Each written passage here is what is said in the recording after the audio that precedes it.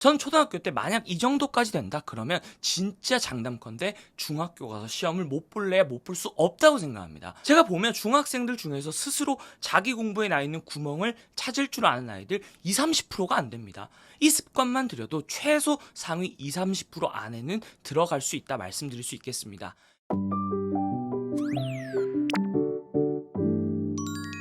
안녕하세요, 조코치입니다. 2014년이 막바지를 향해 가고 있는데요. 아마 올 한 해 우리 아이들도 부모님들도 많은 목표와 또 계획을 가지고 시작을 하셨을 텐데 우리 아이들 어떻게 계획한 대로 잘 실천이 되고 있나요? 아마 그렇다면 너무 다행이지만 주변을 둘러보면 대다수의 아이들이 그렇지 못한 경우가 많을 것 같은데요. 그래서 오늘은 아이들이 남은 올해 그리고 내년 새해만큼은 새로운 모습으로 진짜 자신감을 갖고 자기 공부를 할 수 있게 그간 말씀드린 방법들 중에서 가장 쉬운 엑기스 중에 엑기스만 뽑아서 스스로 공부하기 어려워하는 초등 고학년 아이들이 진짜 이건 해볼만 하다라고 느껴서 시작해볼 수 있게 만드는 지금 바로 적용해봤으면 하는 구체적인 방법 3가지를 알려드리려고 하는데요. 오늘부터 바로 계획 루틴을 만들고 실천하는 법, 그리고 그 부모님들의 골칫거리인 스마트폰을 절제하는 상황을 만드는 법, 그리고 가볍지만 지속 가능하고 가장 밀도 있는 복습 습관을 만드는 법에 대한 겁니다. 오늘 알려드리는 것들 중에서 한두 가지만 시도해 보셔도 부모님들이 그토록 바라시던 스스로 하는 모습 조금씩 발견해 가실 수 있을 거라고 생각합니다. 그리고 오늘은 부모님이 얘기하면 잔소리로밖에 안 듣는다는 그 부모님들의 고충을 좀 반영해서 오늘 영상에서 말씀드릴 방법을 부모님 대신 제가 직접 우리 아이들의 눈높이에 맞게 이야기해주는 학생 동기부여 원데이 클래스 소식도 있으니까요. 오늘 영상 끝까지 봐주시면 감사하겠습니다. 제가 이제 아이들을 만나보면 초등 고학년이 되면서 어느 정도 부모님이 가이드만 주면 이제 스스로 자기 공부를 하는 애들이 있는가 하면 반대로 부모님이 아무리 잔소리해도 공부를 스스로 하지 않는 아이들이 있습니다. 이 두 그룹의 아이들에게는 결정적인 차이점이 있는데요. 바로 자기 공부를 스스로 하는 아이들에게는 바로 공부가 해볼 만한 것이라는 마음이 자리 잡고 있다는 거고, 반대로 그러지 못한 아이들에게는 공부는 할 엄두가 쉽게 나지 않는 것이라는 마음이 자리 잡고 있다는 건데요. 쉽게 말하면 우리가 흔히 말하는 공부정서라는 게 바로 이 해볼만하다는 마음이라고 할 수 있습니다. 그래서 이제 우리 아이의 공부정서가 괜찮은지, 앞으로 스스로 잘해 나갈 수 있는 여지가 있는 아이인지 이거 하나만 물어보시면 금방 알 수 있는데요. 바로 아이한테 우리 아들은 공부가 할 만하니? 우리 딸은 공부가 해볼 만한 거라는 생각이 드니? 라고 질문해 보시는 거죠. 여기에 대해서 아이가 긍정적인 답변이나 태도를 보인다면 이 아이는 당장 지금 공부를 잘하지 않더라도 분명히 어느 시점에 스스로 치고 나가고 포텐을 충분히 터뜨릴 수 있는 아이라고 할 수 있습니다. 실제로 얼마 전 조키즈 영상에 나왔던 중1 때까지 이제 학원 하나 안 다니고 맨날 놀다가 중2 때부터 갑자기 스스로 공부를 시작한 민우 학생 같은 경우가 대표적이라고 할 수 있죠. 이 공부라는 게 원래 재미없는 거기 때문에 아이들 반응이 막 아주 긍정적이지 않더라도 아주 부정적이지만 않아도 괜찮다고 할 수 있습니다. 잘해오신 거예요. 근데 문제는 이런 질문에 손사래를 치면서 매우 부정적인 반응을 보이는 아이들이 꽤 많이 있다는 거예요. 그런 아이들은 제가 오랫동안 아이들을 지켜본 결과 지금 뭔가 변화가 필요하다는 사인이라고 할 수 있습니다. 절대로 그 상태로 계속 가시면요, 그 아이는 스스로 공부를 못합니다. 처음에 학원을 막 다니고 부모님이 하자는 대로 나름 따라오는 것 같아도요, 어느 순간 마음속에서 먼저 공부와 담을 쌓고요, 사춘기가 심해지고 중학교에 가면 실제 행동으로 공부와 담을 쌓습니다. 이건 100%입니다. 제가 100%란 말 잘 안 쓰는데요, 해볼 수 있겠는데 라는 생각이 안 드는 아이가 공부를 스스로 열심히 한다는 건 구조적으로 불가능한 일입니다. 늘 말씀드리지만 사람 마음은 해볼 수 있겠는데 라는 생각이 들어야 하고 싶다 해야 한다는 생각이 들어요. 그렇지 않으면 그 일을 피해버리는 게 사람의 본성적인 마음이기 때문입니다. 그러니 일단 가장 먼저 방금 저 질문을 오늘 꼭 한번 아이에게 해보시고 지금 뭔가 변화가 필요한 시점인지 아닌지를 부모님들이 먼저 한번 판단해 보시길 바랍니다. 그러면 이제 실제 해볼 법하다는 마음이 들게 만드는 방법에 대해 얘기를 좀 드려볼 텐데, 첫 번째는 주어진 일이 너무 어렵거나 힘들지 않아야 합니다. 한마디로 양이 너무 많거나 너무 오래 해야 하거나 혹은 난이도가 너무 높게 느껴질 때 아이들은 해볼 엄두가 안 나서 시작을 못하거나 열심히 할 수가 없습니다. 두 번째는요, 내가 뭘 어떻게 하면 되는지 방법과 길이 보여야 합니다. 늘 말씀드리지만 아이들은 안 하는 게 아니라 못하는 거고, 실제 잘하고 싶은 마음이 있거나 어떤 문제의식이 있어도 이걸 어떻게 해결하고 이겨내야 하는지를 몰라서 못하는 경우가 대부분입니다. 그리고 마지막 세 번째는요, 바로 못해도 괜찮다. 된다. 못한다고 해서 큰일 나지 않는다는 마음이 들어야 한다는 건데요. 특히 이건 주로 부모님과의 관계와 관련된 문제입니다. 최근에 이제 한 전문가분이 이런 말씀을 하시더라고요. 입시를 잘 치는 가정의 공통점은 다들 아시다시피 하나같이 부모와 자녀가 원팀이 될 만큼 관계가 좋았다는 건데, 원팀이 된다는 건요, 실패와 실수를 터놓고 말할 수 있는 사이가 된다는 것을 의미한다고 얘기하시더라고요. 생각해보니까 진짜 저도 그랬고, 제가 아는 주변에 수많은 공부 잘하는 아이들은 대부분 공부하면서 겪는 실패와 실수를 부모님과 말하는데 큰 어려움이 없었다고 말했습니다. 결국 이걸 뒤집어 얘기하면, 내가 잘 못하거나 뭔가 실패하면 큰일 난다는 불안이나 두려움이 들면요, 아이들은 그 일 자체를 회피하게 됩니다. 오늘 그래서 아이들에게 한번 물어보세요. 엄마나 아빠에게 공부하면서 틀리는 거나 잘 못하는 거를 보여주는 거 혹은 말하는 게 어려운지, 그래서 만약 그렇다고 아이가 얘기를 한다면 부모님 또한 뭔가 지금 태도의 변화가 필요한 시점이라고 할 수 있습니다. 그렇다면 이런 맥락에서 구체적으로 아이들이 공부가 해볼 만하다고 느껴지게 만드는 3가지 방법을 얘기 드려보려고 하는데요. 그럼 첫 번째로 말씀드릴 방법은요, 복습과 관련된 건데요.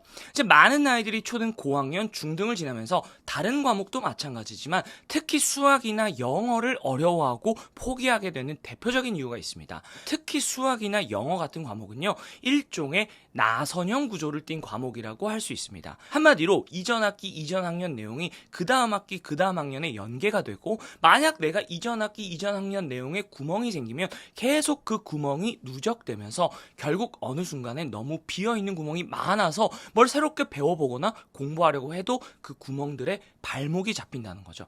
그렇게 결국은 따라잡을 엄두가 나지 않게 된다 할 수 있는데요. 특히 이런 현상이 중학교에 가면 더 극명하게 두드러지는데요. 제 경험상 적어도 절반 이상의 학생들이 이런 문제를 겪습니다. 왜냐하면 결국 그런 아이들은 초등학교 때 문제집도 나름 풀고 학원도 다녔지만 정작 그때 공부하면서 발생한 구멍이 제대로 채워진 적이 없거든요. 내가 모르는 게 뭔지도 모르고 그냥 앞으로 쭉쭉 진도만 나간 거죠. 그러니까 그게 누적되고 나면 어느 시점엔 구멍이 너무 많고 복합적이라서 결국 구멍이 어딨나 있는지 자체를 찾기가 어렵습니다. 그런 점에서 이런 구멍이 생기지 않게 만드는 가장 최소한의 방법을 지금 말씀드릴 텐데요. 이제 보통 부모님들 입장에서 복습이라고 하면 뭔가 노트에 막 일목요연하게 정리를 하거나 책에 막 밑줄을 여러 번 치면서 해야 제대로 된 복습이라고 생각을 하시는 경우가 많아요. 근데 그게 초등생들에게는 꾸준히 하기가 너무 어려운 일입니다. 그래서 제가 왜 지난번 복습 컨텐츠 때 수업이 끝나자마자 오늘 배운 내용 키워드를 이제 포스트잇에 적고 또 집에 와서 부모님과 대화를 하면서 설명해보고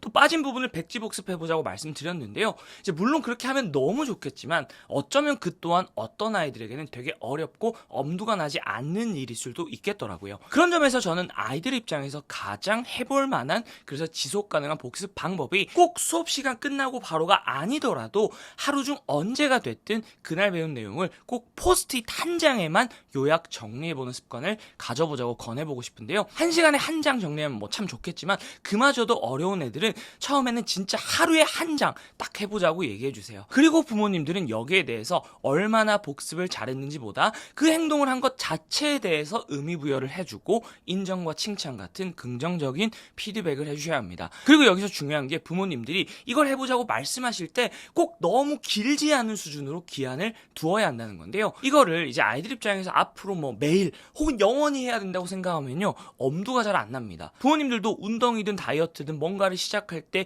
이걸 기한 없이 해야 한다고 생각하고 계획을 세우면 어떻게 되나요? 대부분 지속되기가 어렵죠. 그렇기 때문에 눈높이를 낮춰서 진짜 딱 일주일만 해보자고 얘기해보세요. 그리고 이제 지난번 보상에 대한 영상에서도 말씀드렸지만 이 일은 아이들 입장에서 꽤나 챌린지하고 도전적인 일입니다. 동시에 꽤 오랜 시간이 걸리는 일이죠. 그래서 필요하다면 보상을 약속해 주셔도 좋습니다. 여기서 이제 얼마나 포스트잇에 내용을 많이 썼고 자세히 복습을 했느냐는 전혀 중요하지 않습니다. 왜냐하면 우리의 목표는 아이들에게 복습을 진짜 쉽고 이건 해볼 수 있겠는데 라는 생각이 들게 만들어서 결국은 지속하게 만들고 일주일 동안 성취 경험을 쌓게 만드는 거거든요. 그래서 이거 내가 진짜 할 수 있는 일이구나 느끼게 만들어주면 되는 겁니다. 그러면서 이제 부모님이 할 때마다 매일 복습하는 행동에 대해서 인정해 주시고 우리 아들, 우리 딸은 매일 꾸준히 복습을 할 수 있는 사람이네 말 한마디 덧붙여 주세요. 아이들은 점점 작은 성취를 쌓으면서 나도 복습을 꾸준히 할 수 있는 사람이네 라는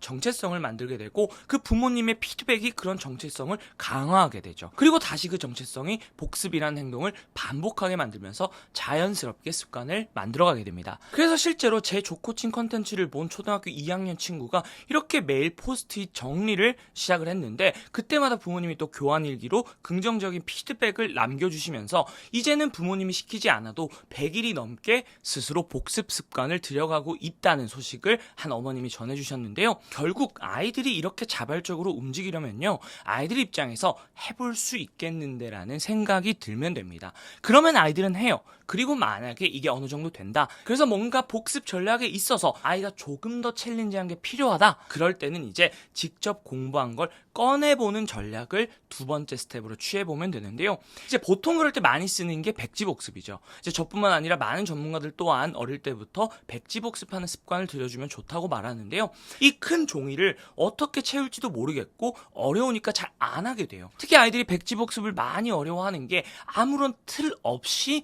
A부터 Z까지 모든 내용을 써보려고 하기 때문입니다. 그럴 때 저는 써야 하는 단위를 최대한 쪼개고 그 단위 또한 틀을 먼저 잡아보면 백지복습이 해볼 법하다고 조언을 해주는데요. 쉽게 말해서 한 번에 백지를 다 채울 분량으로 막 몇 페이지씩 되는 개념을 백지복습 한꺼번에 하는 게 아니라 진짜 1시간 수업 기준 한두 개 정도 개념 단위로 쪼개서 짧은 주기로 백지복습을 반복하고 미리 내가 백지복습할 내용의 틀을 잡아주라고 얘기하는데요. 이 또한 포스트잇을 활용하면 좋습니다. 그래서 예를 들어서 이제 공부를 하면서 앞에서 얘기한 것처럼 포스트잇에 먼저 요약 정리를 해요. 그리고 그게 어느 정도 습관이 잡혔다. 그럼 이제 두 번째로는 요약 정리를 다 하고 나서 오늘의 핵심 키워드만 또 다른 포스트잇에 미리 한번 써두는 겁니다. 그렇게 해서 이제 먼저 틀을 잡는 거죠. 그러고 나서 어떻게 하면 돼요? 책을 덮어놓고 기억나는 대로 내가 썼던 키워드 사이에 기억나는 내용을 쓰는 겁니다. 실제로 심리학에서도 빈칸을 보면 채우고 싶어지는 어떤 현상을 자이가르닉 효과라고 하는데요. 이렇게 틀만 잡아두면 우리도 모르게 억지로 외우지 않은 내용조차도 기억이 나기 마련입니다. 그리고 다 쓰고 나면 어떻게 하면 돼요? 그 다음에 책을 보면서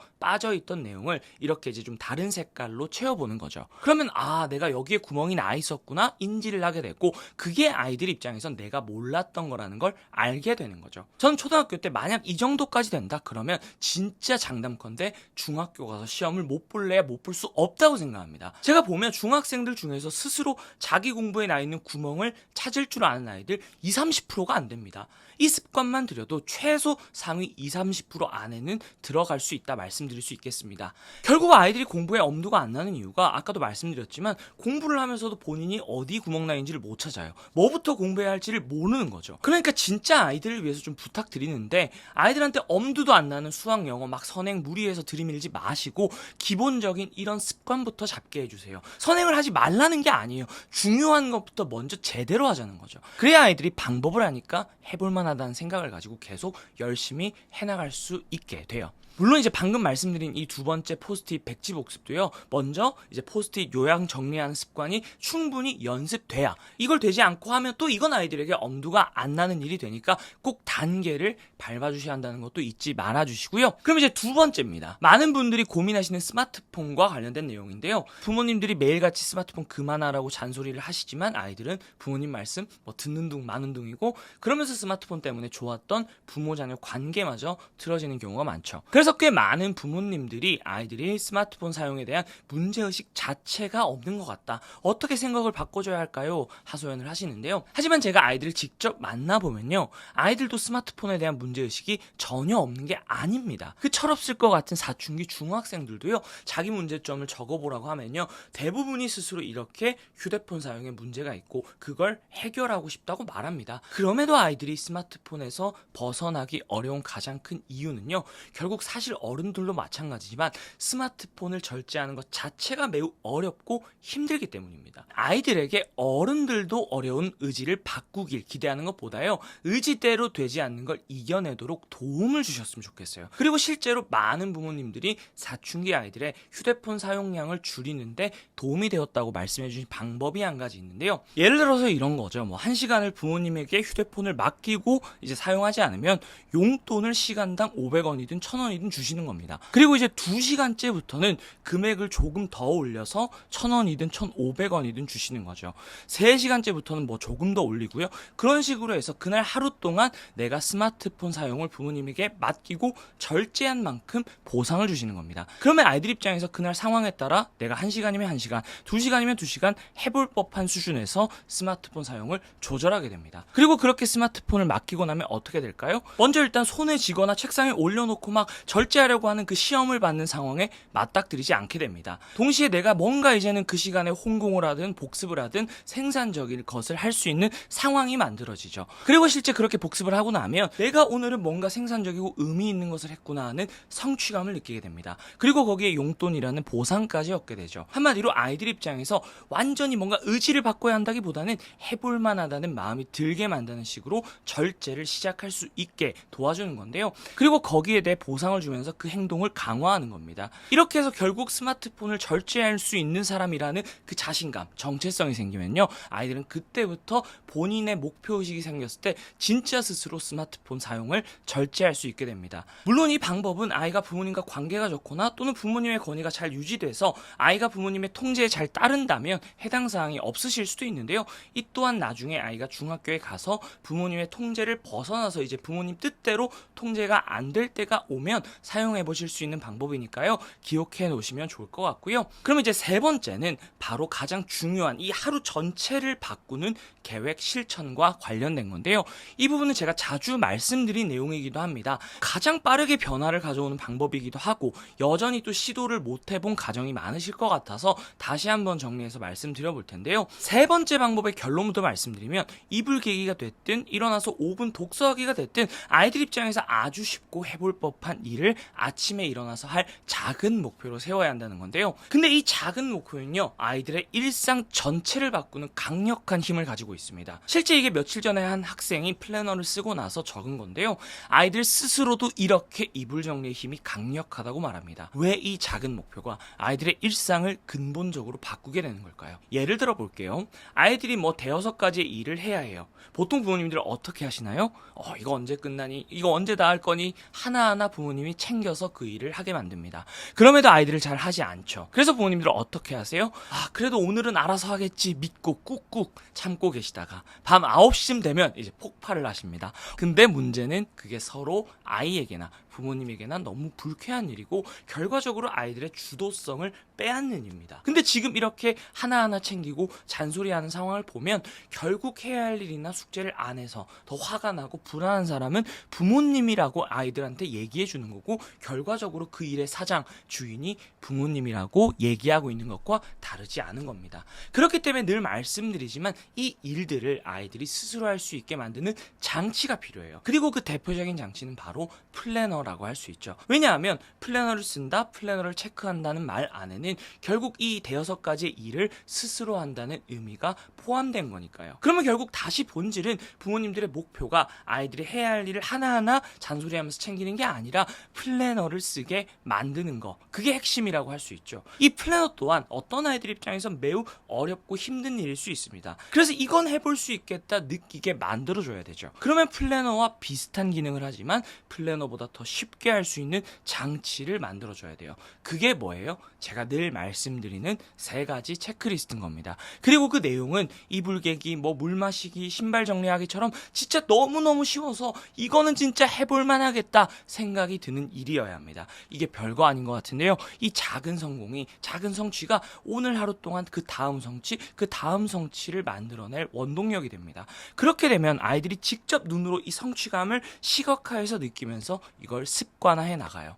딱 일주일만 내용 상관없이 3가지 체크리스트를 쓰고 체크하는 것에만 의미를 두고 그걸 하면 또 부모님들이 칭찬하고 인정해 주세요. 그리고 가장 확실한 방법은 이렇게 부모님이 같이 하시는 겁니다. 진짜 단언컨대 이거 거의 99%예요. 그렇게 되잖아요. 그 다음에 어떻게 하면 돼요?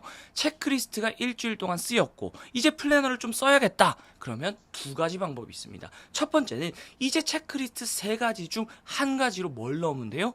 플래너 쓰기를 넣으면 되는 겁니다. 결국 어떻게 되는 거예요?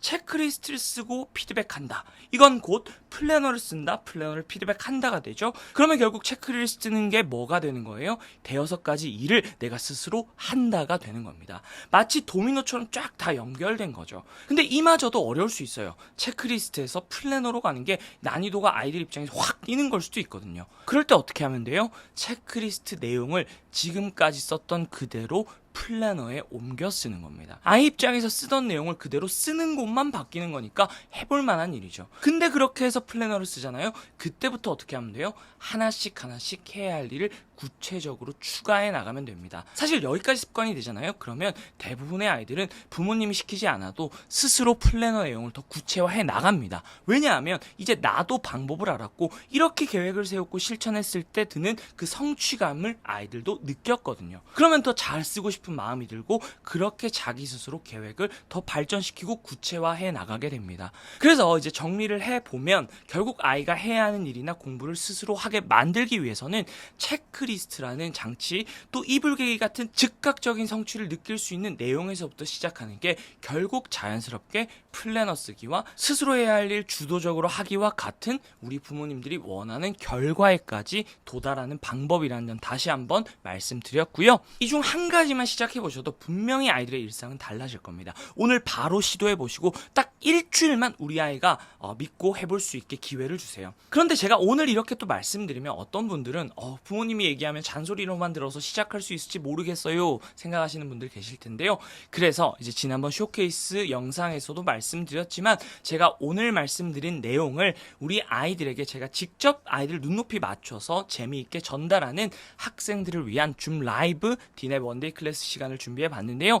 이번 디넵 원데이 클래스 제목은 오늘 영상의 주제처럼 바로 이것만 알면 공부해볼만 해요 라는 건데요. 모든 아이들이 가진 그 잘하고 싶은 마음에 불씨를 튀어서 어렵지 않게 실천까지 옮겨볼 수 있게 돕는 시간입니다. 이 강의의 목표는 제가 오늘 말씀드린 방법들을 아이들 입에서 나도 해보겠다는 말이 나오게 만들고 직접 실천하게 만드는 거예요. 어렵겠지만 한번 잘 해보겠습니다. 그래서 컴퓨터 앞에만 앉혀주세요. 시간은 11월 29일 밤 금요일 9시고요. 줌과 유튜브를 통해서 이원 생중계됩니다. 그래서 학생들은 300명 선착순으로 줌에 참여해서 소통하며 강의를 듣게 되고요. 부모님들은 유튜브에서 우리 아이가 강의 듣는 모습을 보면서 함께 강의를 시청하실 수 있습니다. 신청은 고정 댓글에 있는 구글 폼 링크 통해서 하실 수 있고요. 비용은 무료입니다. 그리고 강의가 끝나고 나면 바로 이어서 지난주 낮에 진행된 라이브 디넵 쇼케이스에 참석하지 못한 부모님들을 위해 디넵 프리 겨울 방학반 미니 쇼케이스가 진행되는데요. 디넵이라는 프로그램은 8주 동안 아이들이 오늘 말씀드린 것처럼 자기 정체성을 바꾸고 그로부터 자기 주도적인 습관과 태도를 바꿔나갈 수 있게 돕는 프로그램입니다. 오늘 제가 자주 인용한 아주 작은 습관의 힘이란 책을 보면요. 습관이 바뀌는 메커니즘에 대해 이렇게 나와 있습니다. 정체성을 통해 습관을 변화시키고 습관이 다시 정체성을 만들어 나가는 단계는 다음에 두 단계로 이루어진다. 첫 번째, 어떤 사람이 되고 싶은지 결정한다. 두 번째, 작은 성공들로 스스로에게 증명한다. 디넵을 수료한 1,400명의 아이들이 자기주도적인 아이로 바뀔 수 있었던 이유는 결국 바로 여기 나온 이 두 단계를 투트랙으로 수행해서 아이들이 근본적으로 정체성과 습관의 변화를 만들어냈기 때문입니다. 아이들은 먼저 정체성을 결정, 즉 어떤 사람이 되고 싶은지 결정하기 위해 디넵에서 강의를 듣고 내 꿈이 뭔지, 나는 세상에 어떤 문제를 해결하고 어떤 기여를 하는 사람이 되고 싶은지, 이 공부를 왜 해야 하는지 고민하고 그러면서 내가 어떤 사람이 되고 싶은지 결정하는 과정을 거치죠. 그리고 그 결과물들을 만들어가는 과정에서 아이들은 매일 오늘 보여드린 체크리스트와 플래너를 직접 매일매일 쓰면서 나도 해내게 되는 성공 경험을 쌓게 되고 동시에 본인의 결과물을 선생님, 친구들, 부모님에게 인정받으면서 그 성취감을 2배, 3배 느끼게 됩니다. 그리고 매일 부모님과 교환일기를 쓰면서 부모님과 마음을 나누고 원팀이 되어가는 과정을 거치게 되는데요. 이게 바로 디넵이 스스로 공부하지 못했던 그 평범하던 초등학생들을 하루하루 치열하고 목표의식과 자신감이 뚜렷한 아이들로 변화시킬 수 있었던 이유입니다. 그래서 우리 아이의 정체성과 습관의 근본적인 변화를 바라시는 분들이라면 이번 디넵 프리 겨울방학반에 참여하시면 8주 뒤에 달라진 아이들의 모습 보실 수 있게 될 겁니다. 특히 이번 프리겨울방학반의 장점은 1월까지 프로그램을 마치고 2월에 D냅을 수료한 친구들과 함께 오프라인 또 원데이 캠프에서 만나서 함께 학기를 시작하기 전 D냅에서 띄운 동기부여를 다시 한번 다지는 기회가 있습니다. 그리고 일부 친구들은 친구들 앞에서 본인의 꿈이나 본인의 성장 스토리를 이렇게 발표할 수 있는 기회도 있을 텐데요. 그렇게 아이들은 아주 강력한 동기부여의 불꽃을 띄운 채로 새 학년을 시작할 수 있게 됩니다. 그래서 이번 겨울만큼은 진짜 우리 아이가 달라졌으면 한다 하는 분들은 원데이 클래스가 끝나고 바로 이어서 진행되는 프리겨울방학반 쇼케이스에 참여해 주시길 바라겠습니다. 쇼케이스 알림받기 또한 고정 댓글에 있는 링크 통해서 가능하니까요. 미리 신청해 두시면 놓치지 않으실 수 있을 겁니다. 그럼 이번 주 금요일 밤에 뵙도록 하고요. 오늘도 긴 영상 시청해 주셔서 감사합니다.